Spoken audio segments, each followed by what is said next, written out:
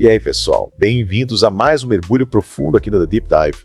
A gente hoje vai se aprofundar nas reações e interpretações sobre a morte repentina do apóstolo Rina, uma figura, bastante conhecida no cenário religioso brasileiro. É isso aí. A comoção em torno do falecimento dele, que foi num acidente de moto, voltando de um evento com o Motoclube e Pregadores do Asfalto, justo no aniversário da irmã dele, tem levantado bastante debate, principalmente por conta das controvérsias, que rondavam a vida do apóstolo. Pois é. E o que me chamou a atenção, sabe, foi como as pessoas têm interpretado essa morte. Alguns, veem como um livramento de Deus, uma forma de livrá-lo das acusações de problemas legais, que ele enfrentava, mas outros acreditam que foi um juízo de Deus, uma consequência dos atos dele. Intrigante como o mesmo evento pode gerar leituras tão diferentes. É verdade. Essa divergência de opiniões mostra como a gente busca significado em eventos trágicos, principalmente quando envolvem figuras públicas como o apóstolo Rina, fundador da Igreja Bola de Neve, um movimento bem popular que atraiu muitos fiéis ao longo dos anos. A Bola de Neve tem um apelo mais moderno, atraindo muitos jovens. Eles se identificam com a proposta da igreja. E o próprio apóstolo Rina, com a liderança dele, carismática e à frente do Motoclube Pregadores do Asfalto, reforçava essa imagem de uma igreja, assim, diferente, mais próxima da realidade das pessoas. Sim, sem dúvida. E essa popularidade toda torna as acusações contra ele ainda mais impactantes. Ele estava sendo processado, tinha uma ordem de restrição da ex-esposa e haviam testemunhas envolvidas. Isso gerou um clima de incerteza e descrença para muitos fiéis.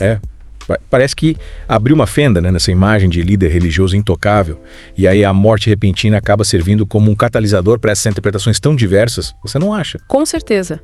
A necessidade da gente dar sentido ao inexplicável nos leva a buscar respostas. E a fé, nesse contexto, desempenha um papel fundamental. Para alguns, a morte do apóstolo Rina foi um livramento de Deus, um ato de misericórdia para livrá-lo de um sofrimento maior.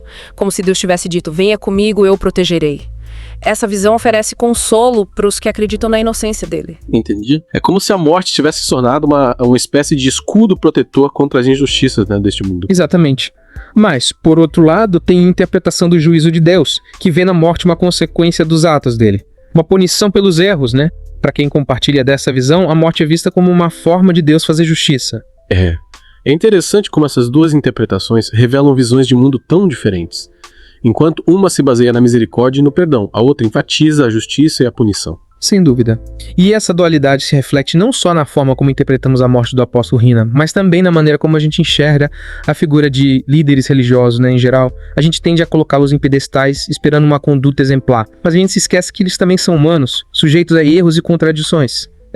E essa idealização muitas vezes cega as pessoas, para os sinais de alerta, para as falhas que podem estar escondidas. No caso do apóstolo Rina, as acusações contra ele vieram como um choque para muitos, justamente porque ele era visto como um líder impecável, um exemplo a ser seguido. Como se a fé servisse como um filtro, que impede a gente de enxergar a realidade. E quando a verdade aparece, a decepção é ainda maior. Exatamente. E aí, como cada um lida com essa decepção, varia muito. Uns se apegam mais à fé, buscando justificativas para as falhas do líder, enquanto outros se sentem traídos e acabam se afastando da religião. Falando em justificativas, me chamou a atenção como a profecia sobre a queda de um líder religioso em São Paulo foi associada à morte do apóstolo Rina, mesmo sendo vaga, sem citar nomes, Essa profecia acabou servindo como uma confirmação para quem acredita que a morte dele foi um juízo divino. É curioso como a mente humana busca padrões e conexões, mesmo em situações onde a lógica e a razão deveriam prevalecer. Essa necessidade de encontrar um sentido para o caos, nos leva a interpretar eventos aleatórios como se fossem peças de um quebra-cabeça. E no caso de figuras públicas, essa busca por explicações se intensifica. Afinal, a vida de um líder religioso, por exemplo, é constantemente exposta, analisada e interpretada por seus seguidores e pela sociedade. Com certeza. E a morte, sendo um evento tão marcante, tão definitivo, acaba se tornando um ponto focal para essas interpretações. Como se a vida da pessoa, com todas as suas nuances e complexidades, fosse resumida a um único momento. Um único julgamento. Mas será que é justo a gente reduzir a trajetória de alguém a um único evento? Positivo ou negativo? Essa é uma questão complexa.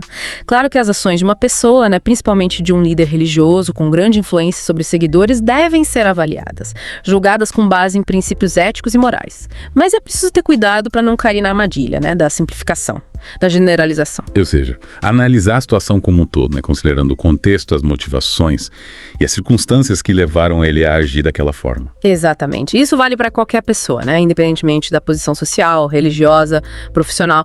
Afinal, a capacidade dificuldade de errar, né? E de aprender com os erros é inerente à condição humana. Mas será que essa visão assim mais humanizada, que reconhece as falhas, as contradições, né, dos líderes religiosos, é aceita por todas as comunidades? Infelizmente, nem sempre. Em algumas comunidades, a figura do líder religioso é tão idealizada, tão sagrada, que qualquer crítica, qualquer questionamento é visto como um ataque à fé, uma blasfêmia. E essa postura acaba criando um ambiente de silenciamento, onde as pessoas têm medo de expressar suas dúvidas, seus questionamentos, por medo de serem julgadas e excluídas. Esse tipo de comportamento é muito prejudicial e impede o diálogo, né? Aberto, honesto. Essencial para o crescimento e amadurecimento de qualquer comunidade. E o caso do apóstolo Hina, essa dificuldade de lidar com a complexidade da figura do líder, né, fica ainda mais evidente.